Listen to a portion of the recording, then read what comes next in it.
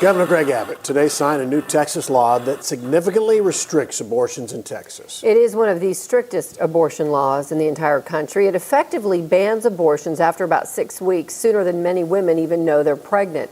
It's enforced in part. $10,000. That's how much money people in Texas can now win in court by successfully suing anyone who helps a woman get an abortion after 6 weeks. That would include major setback for reproductive rights. As of midnight last night, the U.S. Supreme Court allowed a Texas law to go into effect that bans abortion after 6 weeks. Continued fallout after leaked Supreme Court documents revealed the justices could overturn Roe v. Wade later this year. That's right. The Supreme Court has just issued, and this is the decision many were waiting for, a ruling in Dobbs versus Jackson Women's Health Organization. This, the major case regarding abortion rights in this country. The Supreme Court has overturned Roe v. Wade, that they have eliminated the constitutional right to an abortion, and at first the Supreme Court just overruled the landmark cases Roe v. Wade and Planned Parenthood v. Casey, which held that women have the constitutional right to seek pre-viability abortions. Yeah, so hi, I'm Lori Bertram Roberts, and I am a reproductive justice activist in Jackson, Mississippi. And I was born in Duluth, Minnesota. I was raised in a very religious household. And when I say very religious, I really mean cult. I was raised independent fundamentalist Baptist. My mom's white, my dad's black. I'm a biracial black person. ID is black. My mom and I have always been poor. My mom's a single mom. I grew up on welfare. I like to add the context that literally my whole childhood, everything good I remember about my childhood was publicly funded. I don't know how to explain it any other way, but I loved going to the library every week, publicly funded. All the parks I went to, publicly funded.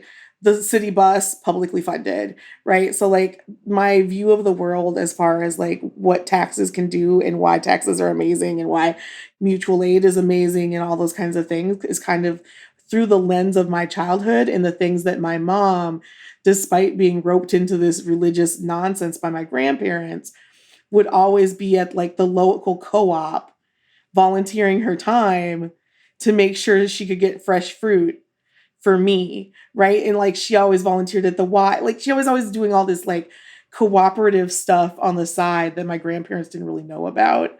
So it was always she was doing all this extra food box stuff and stuff on the reservation with her indigenous friends and all kinds of stuff and barter stuff and all this stuff.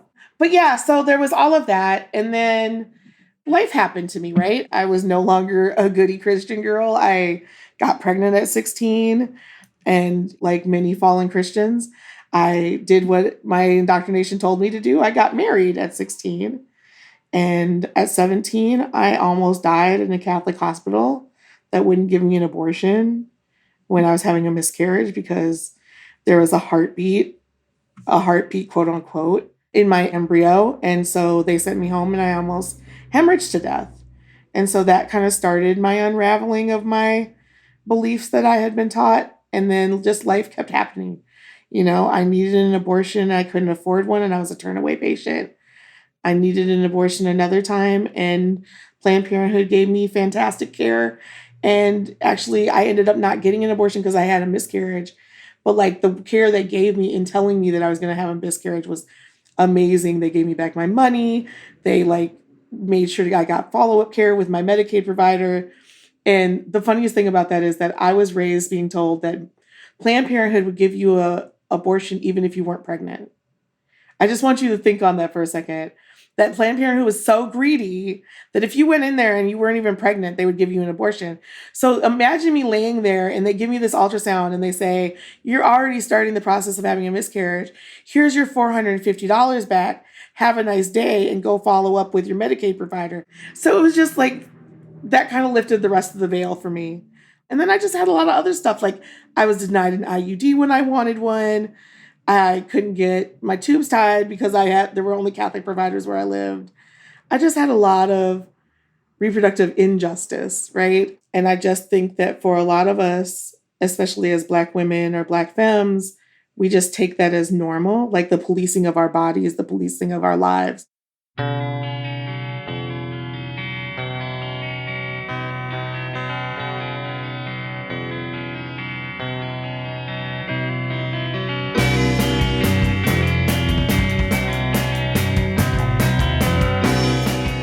Lori's experience isn't just an isolated story, unique to a handful of individuals.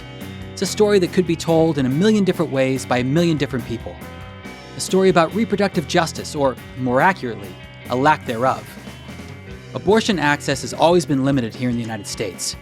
But since Roe v. Wade was overturned in June of this year, and the Dobbs v. Jackson Women's Health Organization decision held that the Constitution does not confer a right to abortion, things have gotten dramatically worse, especially in parts of the U.S. like the Deep South, where Lori lives. In the face of trigger laws banning and criminalizing abortion in many states, as well as state-sanctioned harassment and targeted campaigns against people seeking abortions, the centuries-old movement for reproductive rights and justice has only grown and strengthened. The movement takes many forms, but in this two-part documentary episode of The Response, we're going to explore the people and organizations working on the front lines of the abortion access crisis. Those grassroots, mutual aid, solidaristic efforts to help people in the places where abortion has been outlawed and criminalized get access to the reproductive services they need. We'll start in the Deep South.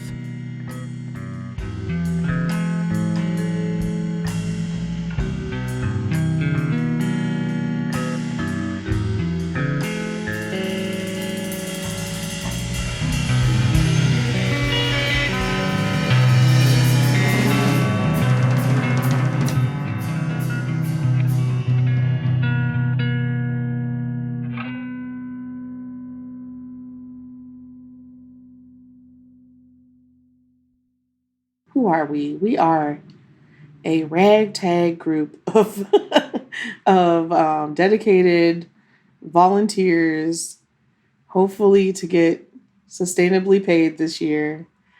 We are a reproductive justice organization that funds abortions and does practical support for abortion.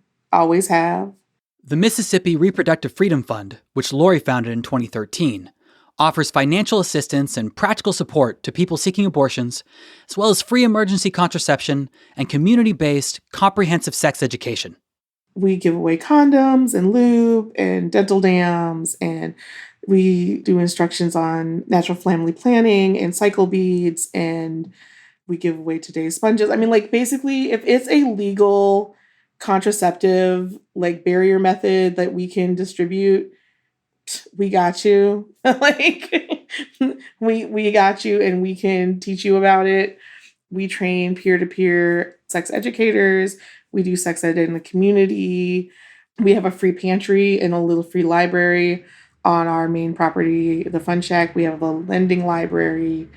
We have a bunch of other stuff that we can lend out to people. Everything from like cake pans for birthday parties to mixers to like cotton candy machines for other community groups. So you don't have to pay like to rent those kinds of things for things. So like we've got a cotton candy machine and a popcorn machine and a slushy machine that people can borrow. I know this is like a long list of stuff, but we do all kinds of stuff. We have a diaper closet and a period supply closet, including stuff for people who have incontinence issues and adult diapers. We deliver groceries to folks. We have helped with the ICE raids that happened. We've helped bail people out, especially people who have been criminalized for the pregnancy outcomes. I think that's mostly it. I think I covered most of it. Maybe, I don't know. I mean, we help people with temporary housing. We help people pay their property taxes so they don't lose their house. All kinds of stuff. Mississippi has the highest poverty rate of any state in the U.S.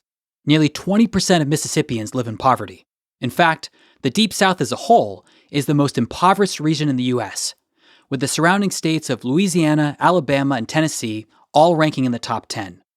States in this region have also passed some of the most criminalizing abortion legislation since Dobbs. But it's not like they were reproductive justice beacons before, either. Things already have been an issue before the Dobbs decision, because before Dobbs, there were still people that could not access abortion. It was not an affordable thing. It was not something that people could tangibly do in Alabama. We're in Birmingham, very populated. There's not a clinic here in Birmingham that performs abortions. Janice Fountain is the executive director of Yellowhammer Fund, based in Birmingham, Alabama. Yellowhammer Fund is a reproductive justice organization pre-Roe v. Wade following, we were doing a lot of abortion funding, maybe about 350 clients a month as far as funding. We're also funding the practical support around abortion as well, like travel, childcare, and doing a lot of the preventative measures as well, emergency contraceptives, condoms, safe sex kits. And we were doing this based out of Birmingham now, but we were serving like Mississippi, Alabama, the Florida Panhandle, and a lot of the deep South places that folks don't usually get reached at. Before the Dobbs decision, the main barrier to abortion access throughout many parts of the country, but particularly in regions like the Deep South, were what's known as trap laws, or targeted restrictions on abortion providers. These laws imposed costly, severe, and medically unnecessary requirements on abortion providers and women's health centers. Things like location requirements, unreasonable reporting demands, or even 24 or 48-hour wait periods to receive care. These laws were pushed by anti-abortion politicians under the guise of women's health, but their real aim was to make it more difficult for people to access abortions. In Alabama, they got to make sure you're okay to make your own decisions and wait 24 hours after a counseling appointment to come back. And that's not feasible for a lot of families, especially low income, to drive an hour, come back, do it again, get childcare both days, pay for gas both days, for a procedure that's already very unaffordable. Or even just if you're disabled, like how do you get to those appointments multiple times? If you're undocumented, how do you get an appointment at all? Like it was very inaccessible. So when people were relying on legality, it was very disappointing because a lot of folks that we were serving, it's not a feasible thing to get an abortion. It wasn't something they could even fathom doing under the circumstances they're already in. If they're already choosing between food and gas, it's like, how do you get $600 for a procedure? And now, of course, it's even worse in that the people that would have accessed abortion at least can't. And when you look at the numbers and looking at Alabama and how many people are dying in childbirth in Alabama, and like especially Black women being 3 times that amount of white women, it doesn't align. Like there's no amount of work being done so that people don't die in childbirth. There's not enough work being done to get Alabama out of the top 5 most food insecure states. We are like the second poorest state, second to only Mississippi. What should people do? Yeah, so I always called it an abortion desert. Here's Lori Roberts again. With like a few oasis points. So like Atlanta was like an abortion oasis, right? Tuscaloosa, was like a little abortion oasis. Jackson, Baton Rouge, New Orleans. They're all gone now. All of them. There's nothing. It's obliterated. According to Bloomberg, it's been estimated that a quarter of the country's abortion clinics have closed since Roe was overturned. Statistics show that there are roughly 33 million women of childbearing age living in states with existing or expected abortion bans. And now, some will have to travel hundreds or even thousands of miles to access an abortion. But traveling was already a huge barrier even before Roe was overturned. This is why the Mississippi Reproductive Freedom Fund, along with many other groups, have been helping people access abortions by not only providing funds to assist with transportation, but in some cases, even providing the transportation itself. They mostly use their own cars or rentals, but a few years ago, the Mississippi Reproductive Freedom Fund acquired what Lori calls the Abobo bus, a 12-seat van that's large enough for people to lie down in. It's worked pretty well for them, but since they got it for cheap, the Abobo bus does tend to break down. It was actually out of commission when we spoke with Lori. Sad face. Let's hope it can be fixed. I don't even know. But generally, someone will call and we will troubleshoot all the ways to get them to an appointment. Because giving them a ride is not the first one that we go with. Giving someone a ride is basically kind of like the last option that we go with because it's logistically the hardest thing for us to do.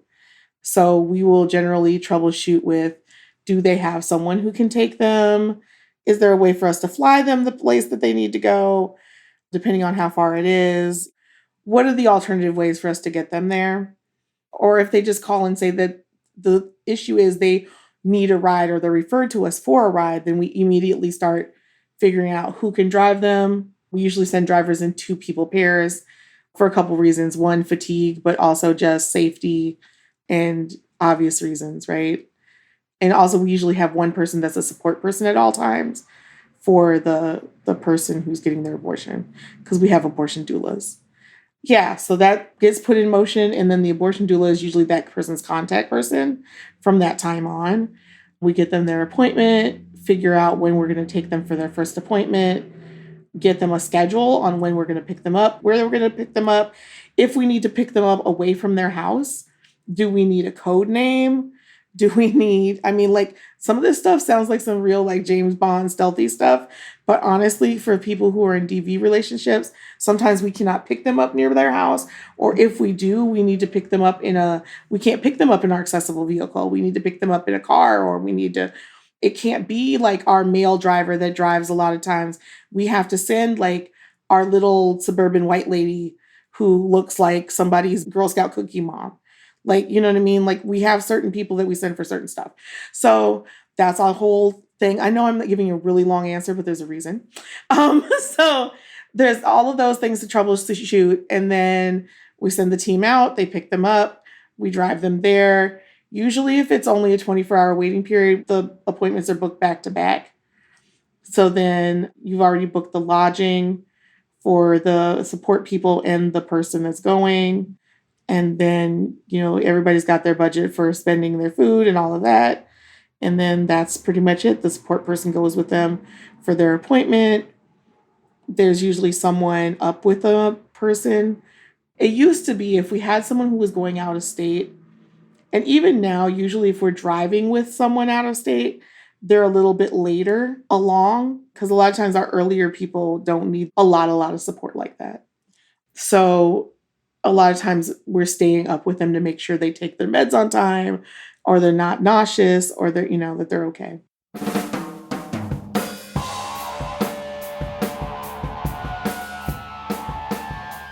And then we make sure that they're good to go when they're all done with however long their procedure time is, if it's a day, just the next day, or if it's a 2-day procedure, and then back on the road again, make sure they get home, follow up with them for the next couple days, follow up with them in another couple weeks, and then that's it.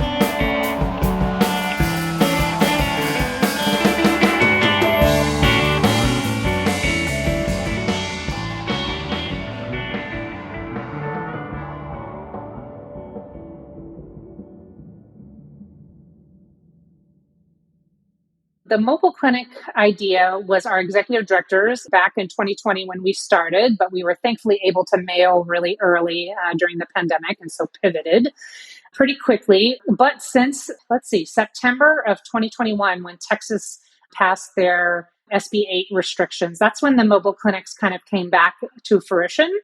Dr. Julie Amen is a family medicine physician and the medical director for Just the Pill, a nonprofit providing telemedicine and both in-person and by mail medication abortion and contraception. They operate mostly in Colorado, Minnesota, Montana, and Wyoming. We were trying to figure out at Just the Pill how we could serve Texans and other people traveling from more restricted and banned states. So the idea was we had 2 mobile clinics built out. One has, medication lockers in the back for pickup, and the other one is just kind of a mobile exam room, essentially. And so that was started a couple of months ago. We've seen about 60 patients for medication abortion pickup. And the reason we're able to do that in Colorado specifically is because they don't have a 24-hour waiting period like we did in Minnesota to start with. So patients can travel from whatever state they're coming from, have their telehealth visit with a clinician, and then be able to meet the mobile clinic and pick up their medications. And then hopefully the same for our procedural unit. They'll be able to have as much of their visit done via telehealth to save time and resources for patients, and then come to the clinic and have their procedure and be able to go home. For now, Just the Pill's mobile units are only delivering medication abortion, but they're planning to provide procedural abortions by the end of this year. However, there's still a lot of work that needs to be done in order for that part of the program to run smoothly and safely. Just over the last 5 to 10 years, it feels like the violence towards abortion providers and clinics has just kind of escalated. And I feel like after the Dobbs decision, it's just been the same for that. So when we were looking at having the mobile clinics built, we knew that we would be very concerned about where they were parked and had to have, partners on the ground that would be comfortable with us there and that we feel safe. Making the mobile clinics bulletproof was something that we just thought was necessary in the climate that we're in.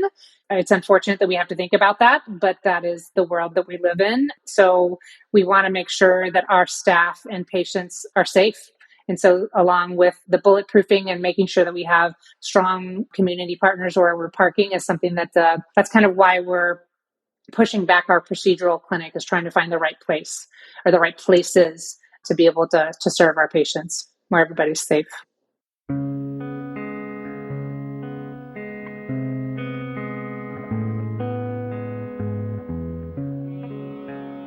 In May, the National Abortion Federation released its 2021 statistics on violence and disruption against abortion providers. The statistics showed a significant increase in stalking, blockades, hoax devices and suspicious packages, invasions, and assault and battery. The number of attacks and disruptions against abortion clinics across the country have reached record numbers. The National Abortion Federation reported over 1,000 violent acts committed against abortion clinics, the highest number of attacks since the group started keeping records in 1977. Reporter Kate Smith joins me now. Since 1977, there have been 11 murders, 42 bombings, 196 arsons, 491 assaults, and thousands of incidents of criminal activities directed at patients, providers, and volunteers. So what's so interesting about this story, and I think kind of one of the most shocking things that I heard in speaking to so many providers and politicians, is how normalized this violence has become.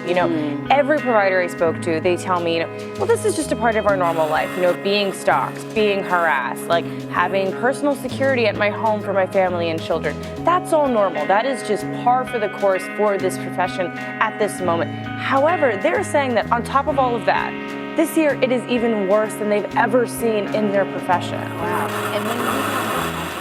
According to a piece by Vera Bergen-Gruen in Time magazine, armed demonstrators and extremist groups like the Proud Boys began gathering much more frequently at abortion-related protests following the Supreme Court's overturning of Roe.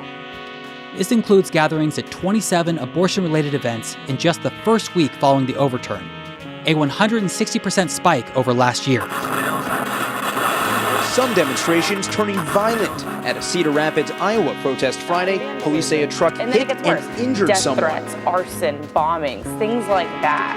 And, And in LA, during an abortion rights protest, former Full House star Jodie Sweetin was pushed to the ground by police. And in Rhode Island, Democrat Jennifer Rourke says her GOP opponent for state senate attacked her at an abortion rights rally. They're going to have to cope with a higher threat environment than they are used to, because the anti-abortion movement really does have an armed terrorist wing that shoots people, and that's been true for decades. Christian terrorist who walks into an abortion clinic, this time in Kansas, with a bomb. Bombed a local abortion clinic.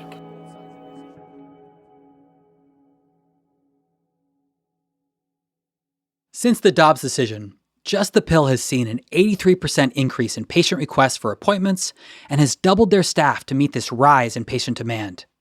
They're still working to onboard new staff and clinicians as quickly as possible, but trying to do so sustainably.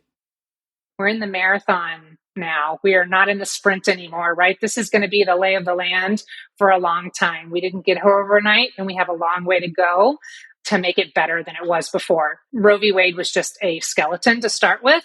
We need to build it back and make it better than before. So we have a long road ahead of us. So we're just trying to, keep our head on straight, try to see as many patients as possible, and making our organization something, what we're doing in Colorado, how can we replicate that in other states and expand? So that's where we are right now. But I'd rather be doing this than anything else. At least we're making some headway. In terms of the future, as much as I'm disappointed to know what the trajectory of some folks' lives look like, because you're going to fall through the cracks of all of the support. That's it's hard to get to a lot. Here's Janice Fountain again. As much as I feel saddened by that, I'm still hopeful, because there's organizations that are dedicated to doing the work, and there's a lot of people that are dedicated to this movement. And as much as laws do seem to govern everyone, I really feel like folks get their power from movements. So I'm really just interested in seeing what type of base building we could do to fight back, because I don't think it's something that we can just lay down and say, okay, well, we don't have autonomy over our bodies. It's fine. It's not fine. I don't think anything in history was just gained from this bowing out, and Yellow Hammer Fund doesn't intend to bow out at all.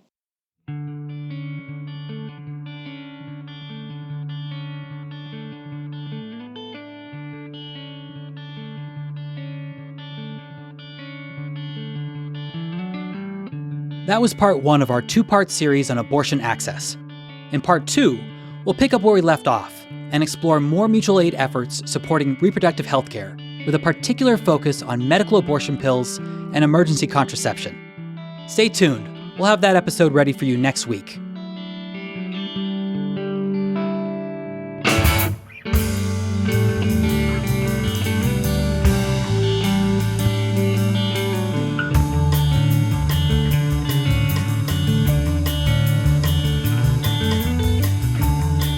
This episode of The Response was written and produced by Robert Raymond and was executive produced and hosted by me, Tom Llewellyn. Additional communications and operations support were provided by Zanetta Jones and Allison Huff.